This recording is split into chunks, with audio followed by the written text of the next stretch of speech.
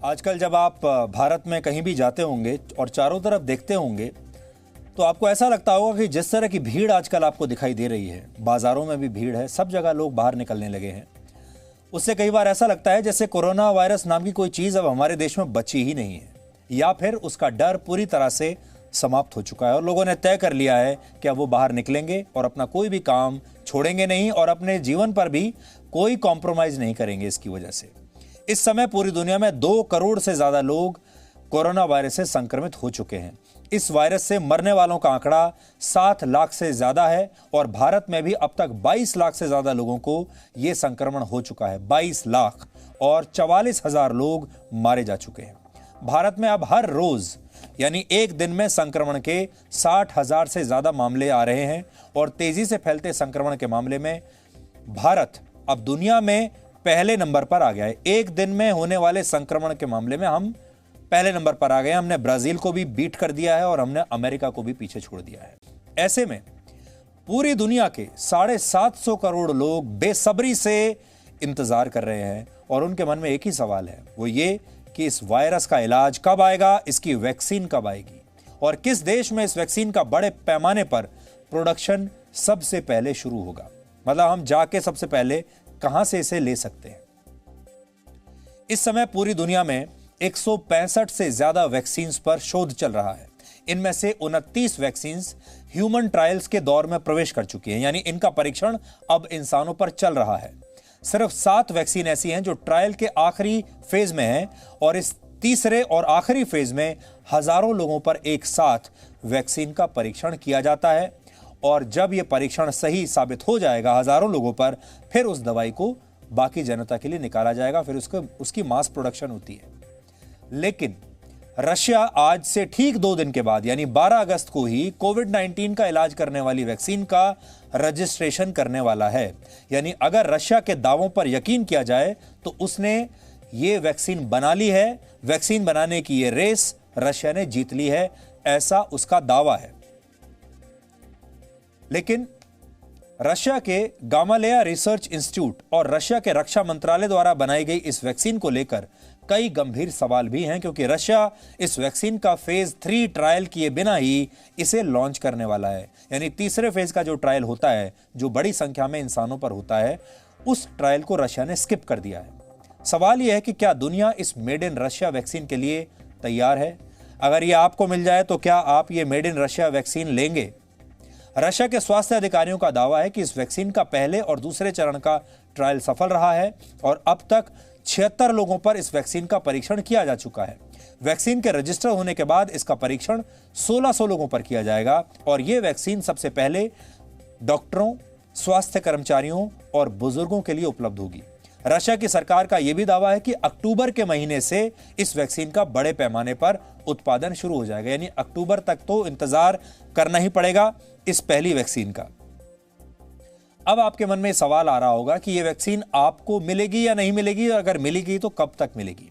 इसका अभी कोई पुख्ता जवाब नहीं दे रहा है, किसी के पास इसका जवाब अभी नहीं है, क्योंकि जब यह वैक्सीन रशिया के लोगों पर पूरी तरह से कारगर साबित हो जाएगी उसके बाद ही इसे दुनिया के बाकी लोगों के लिए, बाकी देशों के लिए उपलब्ध करवाया जाएगा और अभी इसमें बहुत लंबा समय लग सकता है। ये वैक्सीन कैसे काम करेगी, इस बारे में रशिया के स्वास्थ्य अधिकारियों की तरफ से साफ कोई जवाब नहीं दिया गया है, लेकिन विशेषज्ञों का यह दावा है कि यह एक प्रकार की होल वायरस वैक्सीन है। इस तरह की वैक्सीन को बनाने के लिए एक कमजोर या निष्क्रिय वायरस का प्रयोग किया जाता है। इस तरह की वैक्सीन शरीर में जाने के बाद जब ये प्रवेश कर जाती है शरीर में, तो शरीर की प्रतिरोधक प्रणाली यानी इम्यून सिस्टम को सक्रिय कर देती है। इसका उद्देश्य ये होता है कि शरीर एक बार इस वायरस की पहचान कर ले और इसके खिलाफ प्रतिक्रिया कैसे करनी है इसे फिर वो याद रखे। जब इम्यून सिस्टम को ये सब याद हो जाता है, ये फॉर्मूला याद हो जाता है, तो वायरस से संक्रमित होते ही हमारा शरीर उससे लड़ने लगता है।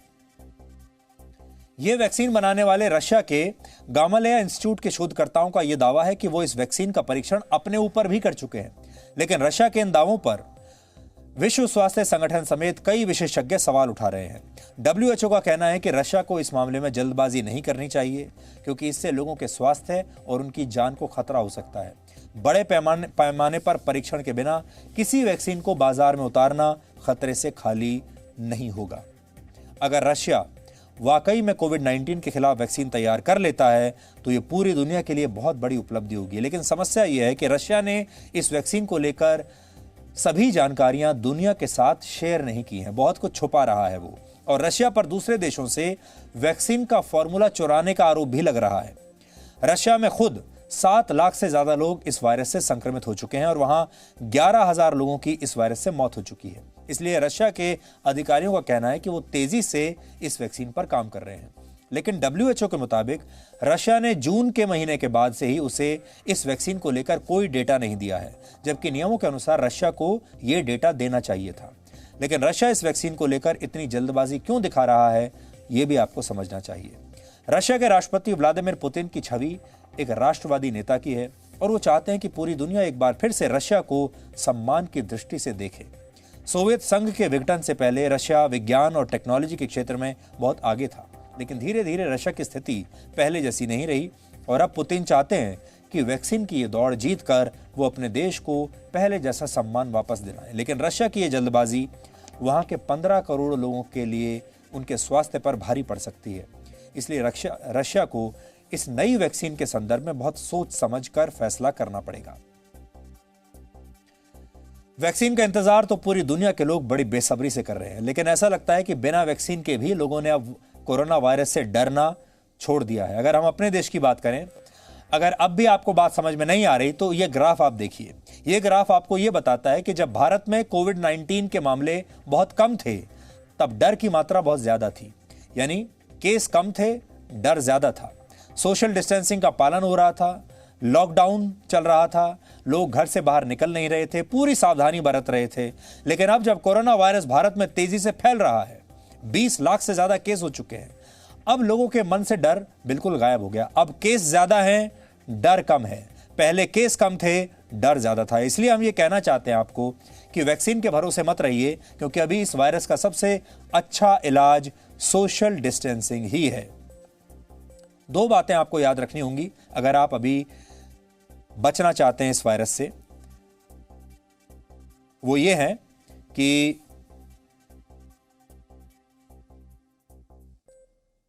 एक, आपको अपने चेहरे पर मास्क हर वक्त लगाकर रखना पड़ेगा और दूसरा, सोशल डिस्टेंसिंग का पालन आपको करना पड़ेगा। अगर आप ये 2 चीजें करते रहेंगे तो आप लंबे समय तक इस वायरस से डिस्टेंस बनाकर रख पाएंगे।